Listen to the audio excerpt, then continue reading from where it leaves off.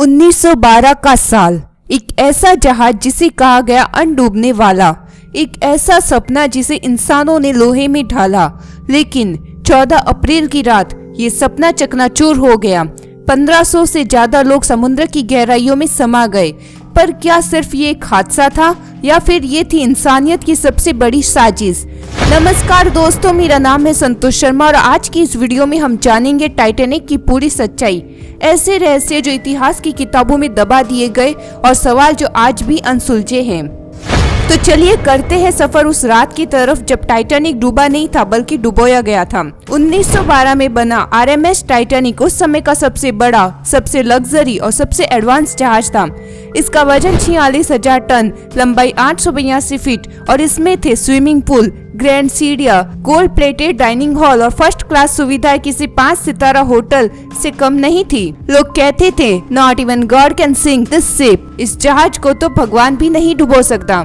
लेकिन पहला सफर ही बन गया आखिरी सफर। 10 अप्रैल 1912 को टाइटैनिक इंग्लैंड से अमेरिका के न्यूयॉर्क के लिए रवाना हुआ। 2224 यात्री और क्रू ऑन बोर्ड थे, अमीर अरबपति से लेकर गरीब अप्रवासी तक। लेकिन कोई नहीं जानता था ये सफर अधूरा रहने वाला है। वो रात जिसने इतिहास बदल दिया। 14 अप्रैल 1912 की रात टाइटैनिक अंधेरे और ठंडी हवाओं के बीच 22 नॉट्स की रफ्तार से बढ़ रहा था। तभी रात 11:40 पर चौकीदार ने चिल्लाकर कहा, आइसबर्ग अहेड। लेकिन बहुत देर हो चुकी थी। जहाज का दाहिना हिस्सा बर्फीले आइसबर्ग से टकरा गया था। 6 हिस्सों में पानी भरने लगा और देखते ही देखते 2 घंटे 40 मिनट में टाइटैनिक पूरी तरह डूब गया। सबसे बड़ी गलती, लाइफ बोट्स की कमी। जहाज में 2200 लोग थे लेकिन लाइफ बोट्स सिर्फ 1200 लोगों के लिए। बहुत से लाइफ बोट्स आधे खाली छोड़े गए। महिलाएं और बच्चे पहले की नीति लागू की गई, लेकिन अफरा तफरी में कई अमीर भी बिना नंबर के उतर गए। लेकिन क्या सिर्फ आइसबर्ग थी जिम्मेदारी? अब आते हैं असली सवाल पर।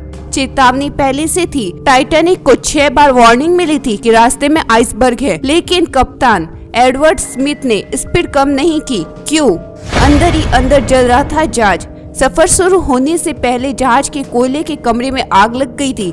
3 हफ्तों तक वो आग जलती रही, जिससे जहाज का मेटल पहले ही कमजोर हो गया था। घटिया क्वालिटी का मेटल। वैज्ञानिकों की जांच में पाया गया कि जहाज के रिवाइट्स यानी कील और स्टील बहुत फ्रेजाइल थे। जैसे ही बर्फ टकराई, मेटल ने टेंशन झेलने से मना कर दिया और जहाज टूट गया। Olympic theory.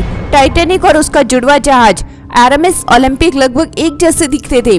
ओलंपिक पहले ही एक एक्सीडेंट में नुकसान झेल चुका था। क्या कंपनी ने बीमा राशि पाने के लिए ओलंपिक को टाइटैनिक बनाकर डुबो दिया? एक किताब जो सब कुछ पहले ही बता चुकी थी। साल 1898 में मॉर्गन रॉबर्टसन ने एक नॉवेल लिखी, futility the rack of the Titan, जिसमें एक विशाल जहाज टाइटैनिक आइसबर्ग से टकराता है और डूब जाता है। 14 साल बाद टाइटैनिक उसी तरह डूब गया। इतना सटीक मिलना, क्या ये सिर्फ संयोग था? 73 सालों तक टाइटैनिक लापता रहा। फिर 1985 में वैज्ञानिक रॉबर्ट बॉलरेड ने इसे अटलांटिक महासागर की 3.8 किलोमीटर गहराई में खोजा। जहाज 2 टुकड़ों में बटा हुआ था और इसके चारों तरफ फैला हुआ था हजारों सामान, बर्तन, कपड़े, जूते, मानो समेत थम गया हो। टाइटैनिक से जुड़े कुछ अनसुने तथ्य भी हैं, जैसे आखिरी वक्त तक बैंड म्यूजिक बजाता रहा। एक जापानी यात्री जो बच गया था उसे अपने देश लौटने पर कायर कहा गया। टाइटैनिक में कोई भी कैमरा नहीं था, इसीलिए इसका कोई वीडियो नहीं है। और साथ ही जहाज में एक खजाना होने की अफवाह है, लाइक सोना, डायमंड, पेंटिंग्स। अब सवाल ये उठता है, क्या ये हादसा था?